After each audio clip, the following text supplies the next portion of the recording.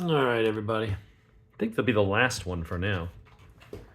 So yes, we've gotten to the OTF stage. So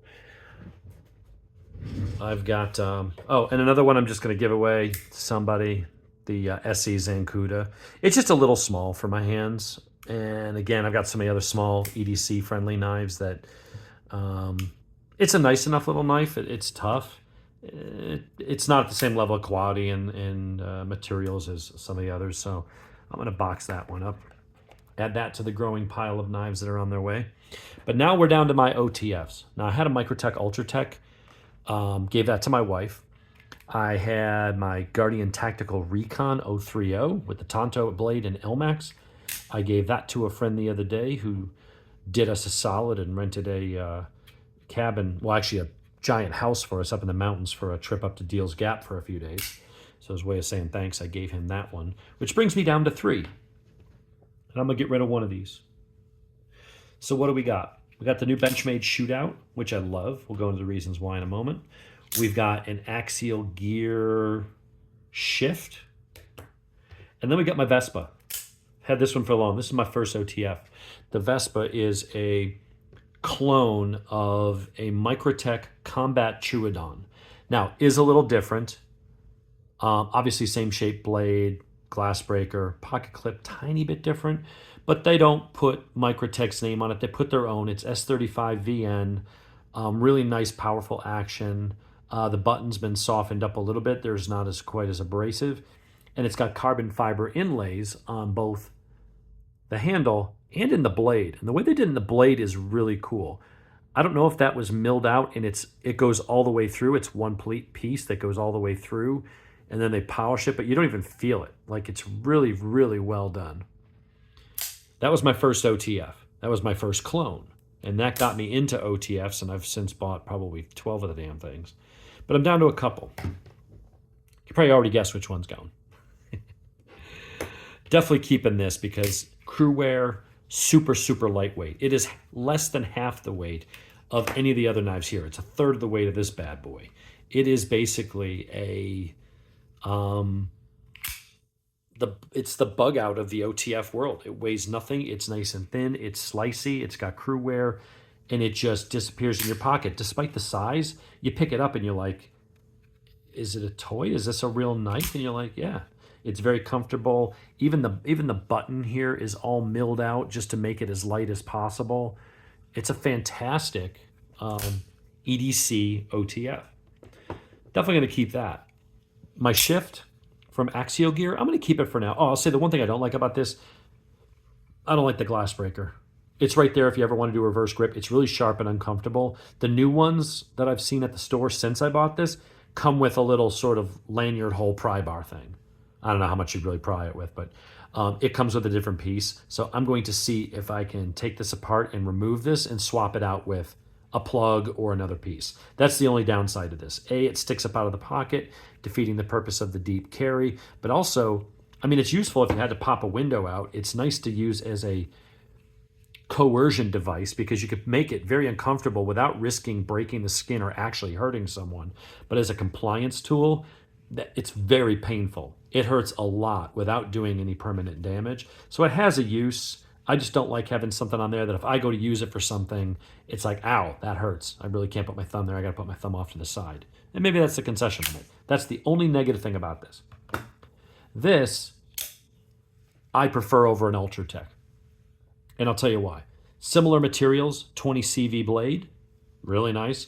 All anodized aluminum, reversible pocket clip, one screw, and this slides out and goes over to the other side, so it is ambidextrous. Very easy to take apart and clean. Uses traditional, as does the Benchmade, uses traditional Torx bits. So if you do need to take it apart or whatever, you can.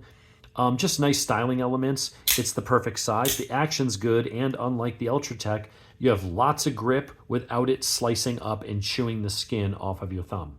So if you like to fidget a little bit, great blade, great weight. Unlike the Ultratech, this is slightly narrower this way, but it's slightly wider that way.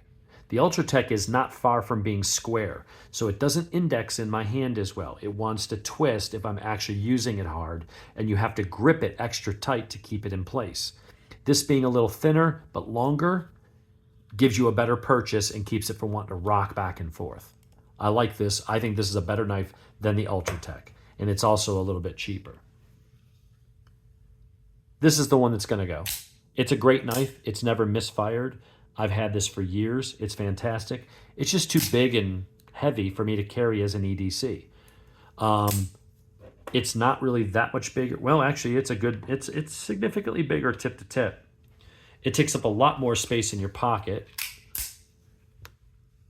And this is fairly big. It's just I carry it because it's super light. But yeah, it's just too big and heavy. Honestly, it's a cool knife, but I'm not as much of a fan. I'm a fan in one way of the dagger edge. The problem with it is in some municipalities, they'll classify it as a dagger and you're not allowed to carry it because it's got two sharpened edges. I think it's a good thing in one way because you could be slicing and using it and you dull it out. Okay, back to cutting. It gives you twice as long. Now it'll be twice as much to sharpen, but you do have that. The other thing I don't like about it is that, you know, any other knife, if you needed to choke up, yeah, bad idea. So for those reasons, I've enjoyed it for what I had. It does use the Microtech proprietary tools. Luckily, they send you a tool. They send you replacement screws. They send you replacement springs in case one of the springs for the action ever were to snap or stretch or fatigue. They also send you a little tiny screw in there that goes under the button. They give you a complete repair kit with the knife. Haven't ever needed it, but it really is nice. And it comes and you don't have to worry about voiding the warranty if you open it.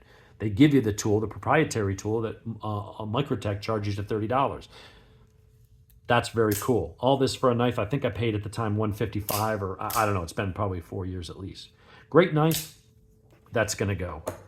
I'm going to keep what I consider the Ultratech beater. For me, this is a better knife. Very similar construction, size, materials. I think their execution is better than the Ultratech. Just the way that it sits in my hand. It just feels better. I like the finish better. It's slick, but not as slick as the Ultratechs that feel like it's going to slide out of your hands. And then my favorite OTF right now is this bad boy. Deep carry, weighs nothing. It's like 2-point-something ounces in a 3.5-inch blade with crew wear. Fantastic. So we're going to keep the Axial Gear here. We're going to keep the Benchmade. And we're going to pack up and let the VESPA go to a new owner to enjoy. So we're going to get rid of the Zancuda. That didn't have its own category. I just happened to see it and go, yeah, I'm never going to carry that. We'll get rid of that, and we're going to get rid of the VESPA. So that covers my scaling down of my OTFs. Between what I gave to Kevin, my wife, and this, I'm down to 2 OTFs. Heavier duty, more metal, super lightweight EDC, thinner blade, not as durable, but for normal EDC tasks, and you just want that cool factor, we're going to keep that one. All right, that was a bit of a quicker video, so I think that was part 4 in the series. I don't know if there'll be a part 5. Let's see what else I find as I go through my drawers.